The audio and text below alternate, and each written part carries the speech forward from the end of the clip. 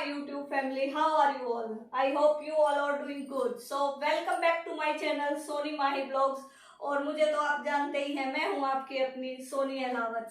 तो चलो ब्लॉग की स्टार्टिंग कर लेते हैं। और मैं हो गई हूँ रेडी और कहीं जा नहीं रही हूँ, बस मैं घर पे ही हूँ। बेटा अभी सोया था तो मैं नहा धो के रेडी हो गई थी और अभी जाऊंगी मैं किचन में। और किचन में मैं बनाऊंगी चने की सब्जी।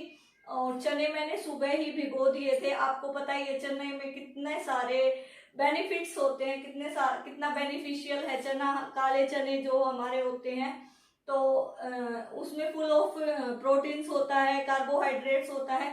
तो जो चीज इतनी फायदेमंद है वो तो खा ही लेनी चाहिए।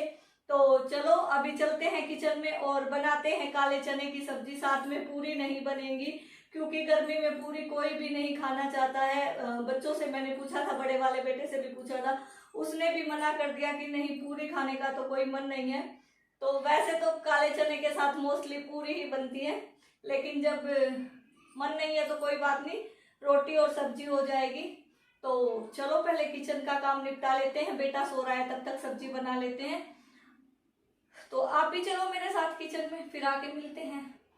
तो यहाँ पर मैंने गैस ऑन कर दी थी और यहाँ पर मैं रखूँगी चने बॉईल होने के लिए। तो बस कुकर में मैंने चने डाल दिए हैं और उसके बाद मैं इसमें आधा गिलास से थोड़ा सा ज़्यादा पानी डाल दूँगी ताकि चने हैं जो वो अच्छे से बॉईल हो जाएं। और ये देखिए मैंने इसमें पानी डाल दिया है और उसके बाद मैं इसमें डाल दूँगी थोड़ा सा नमक, 1 टेबल स्पून नमक डाल दूँगी और हाफ़ टेबल स्पून हल्दी है जो वो डाल दूँगी, क्योंकि बॉईल करते टाइम ही मैं डाल देती हूँ ताकि अच्छा सा कलर आ जाए हल्दी का। और नमक डालने से थोड़े से ये जल्दी गल जाते हैं। तो बस यहाँ पर मैं कुकर बंद करके 4 विसल दिलवा लूँगी। और उसके बाद कढ़ाई में मैंने तेल गरम होने के लिए रख दिया था। तो यहाँ पर तेल है जो वो मेरा अच्छे से गरम हो गया था। तो उसमें मैं डाल दूँगी 1 पिंच हींग।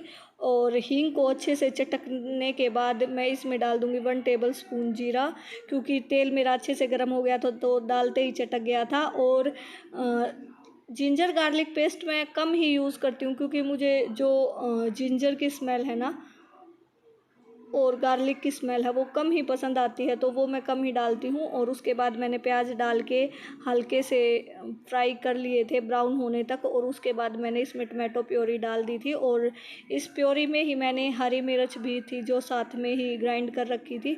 और उसके बाद मैंने इसमें हाफ़ टेबल स्पून लाल मिर्च, थोड़ा सा गरम मसाला, थोड़ा सूखा धनिया और हाफ़ टेबल स्पून अमचूर पाउडर डाल दिया था।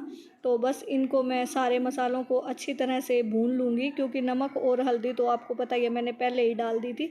तो सारे मसाले भूनने के बाद जो मैंने चने बॉईल किए थे उनको मैं इस कढ़ाई में डाल लूँगी और सारा मसाला अच्छे से मिक्स करके लो फ्लेम पर थोड़ी देर के लिए पकने के लिए रख दूँगी, ताकि सारी चीज़ें अच्छे से मिक्स हो जाएं और सब्ज़ी अच्छे से जो बोलते हैं घुल मिल जाए। तो बस वही सब मैंने किया था और यहाँ पे सब्जी मेरी हो गई है। तो खाना बनाकर मैं आ गई हूँ चैनसी के रूम में। चैनसी की साइकिल आपको दिख ही रही होगी, इसको थोड़ा सा पीछे कर दूं। हाँ अब ठीक है। तो मैं आ गई हूँ चैनसी के रूम में, क्योंकि मेरी जो अलमीरा है, मेरी जो कबर्ड है इस साइड है, वो चैनसी के रूम में है। क्योंकि बेडरूम में बेटे की अलमारी हमने सेट कर रखी है, तो मेरी अलमीरा इसमें है। इस वाले रूम में भी अटैच बाथरूम ही है, तो मैं मोस्टली यही वाला बाथरूम यूज करती हूँ, इसीलिए मेरी अलमीरा यहीं पे है। तो आपने लास्ट व्लॉग में देखा ही होगा, हम एक पार्टी में गए थे, छोटी सी पार्टी में, और वहां पे काफी एंजॉय भी किया था। तो आने के बाद गर्मी इतनी लग रही थी कि साड़ी निकाल के यहीं पे डाल दी थी। और ब्लाउज को मैंने थोड़ी देर खुला मतलब सुखा दिया था ताकि हवा पास हो जाए। लेकिन आप लोगों को बता दूं कि क्या हुआ है, इस पे लटकन लगी हुई थी और वो बेटे ने ली देख और तोड़ ले गया है वो। और साथ में ये स्ट्रिप जो यहाँ पे लगी हुई थी ना, ये स्ट्रिप भी उसने तोड़ दी है। और लटकन का तो पता ही नहीं कहाँ पे चली गई है। तो अब इसको समेट कर फटाफट से रख देते हैं, क्योंकि ये परसों शाम से रखी है, कल भी मैंने इसको फोल्ड नहीं किया। तो अभी फटाफट से इसको फोल्ड करके रख देते हैं, क्योंकि सिंगल टाइम वियर करते ही मैं ड्राई क्लीन नहीं करवाती, इसको 1-2 बार और पहन लूंगी। और आपको इसका बैक दिखाती हूँ, बहुत ही प्यारा बैक है इसका। ये देखो, ये देखो, बहुत ही प्यारा बैक है इसका। तो ये साड़ी मुझे, इसका कलर भी बहुत अच्छा लगता है। तो इसको कर लेते हैं फटाफट से तय। अगर बेटा उठ गया ना तो फिर वो कुछ वैसे भी नहीं करने देगा।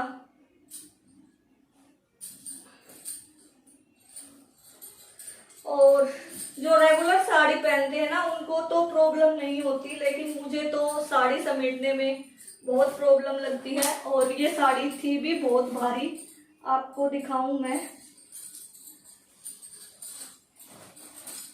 ये देखो, ये पूरा इसका पल्लू है। और पल्लू पे आप देख सकते हो ये वाला काम हो रखा है, और साइड में पूरी पे ये लेस है। और बाकी सारी साड़ी पे भी आप देख ही सकते हो। मतलब मेरे पास साड़ियां कम ही हैं, लेकिन जितनी भी हैं मोस्टली सब हैवी हैवी साड़ी ही हैं। तो एक बार मैं इसको फटाफट से समेट लेती हूँ और फिर करती हूँ आपसे बात। सो फाइनली साड़ी मेरी हो गई है पैक। डब्बे में डाल के मैंने इसमें डाल दी है ताकि ये बिखरी बिखरी ना रहे। और मेरी सारी साड़ियां हैं जो वो ऊपर वाला रैक है ना, मैंने उसी में लगा रखी, क्योंकि साड़ी है जो मैं रेयर डालती हूँ। हाँ जी बेटा, फेविक्विक है, चलो मैं आ रही हूँ, अभी ले रही हूँ। आप चलो, इतनी मम्मा आ रही है तो चलो इसको मैं ऊपर ही रख देती हूँ, क्योंकि दोबारा तो पता नहीं इसका नंबर कब आएगा। ऊपर रख देती हूँ मैं इसको।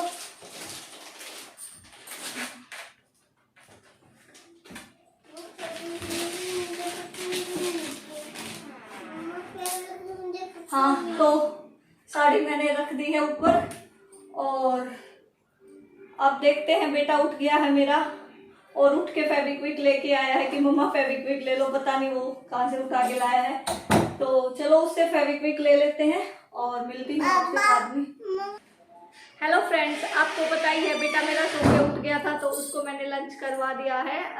सो के उठने के बाद बच्चे को थोड़ी सी पैम्परिंग चाहिए होती है, तो थोड़ी देर में उसको गोदी में लेके बैठ गई थी और इसके बाद मैंने उसको लंच करवा दिया है। और मेरी वीडियो में हमेशा ये ची ची चू चू की आवाज़ आपको हमेशा सुनाई देगी, क्योंकि बच्चे रुकते नहीं है, डोर ओपन क्लोज करते हैं और फिर वो डोर में से थोड़ा सा नॉइज़ आता है। आई थिंक ग्रीस वगैरह जो होता है वो कम हो गया है, तो उसमें नॉइस हो रखी है, तो उसका भी करेंगे इंतजाम। और आप लोग के कई बार कमेंट्स आते हैं कि मैम आप अपना सूट कलेक्शन शेयर कीजिए, या फिर मैम आपने ये सूट कहाँ से लिया था। तो देखो, सबसे पहले तो मैं आप लोगों को एक बात बता दूं कि मैं हूँ बेसिकली हरियाणा से, और हरियाणा में भी ऐसी सिटी से हूँ जहाँ पे मोस्टली लोग सूट डालना ही पसंद करते हैं। ये नहीं है कि सिर्फ सूट ही डालते हैं, लोग साड़ी भी डालते हैं, jeans T shirts lowers everything, जिसमें भी वो कंफर्टेबल हो, बट मोस्टली चलते हैं सूट। तो सूट है मेरे पास बहुत सारी वैरायटीज़ हैं मेरे पास सूट की। हैवी सूट्स भी हैं, रेगुलर वेयर के भी हैं, और कुछ सूट तो मैं यहाँ पे लेके भी नहीं आई हूँ। बहुत सारे सूट्स तो मेरे ससुराल में ही रखे हैं। तो फिर सभी सूट्स की वीडियो मैं एक साथ आप लोगों के साथ शेयर कर ही नहीं पाऊँगी, क्योंकि काफ़ी सारी सूट्स हैं। तो मैं जैसे जैसे आप लोगों के साथ सूट डालूँगी उसी के अकॉर्डिंग आपको बता दूँगी कि कैसा सूट है और मैंने कहाँ से परचेज़ किया था।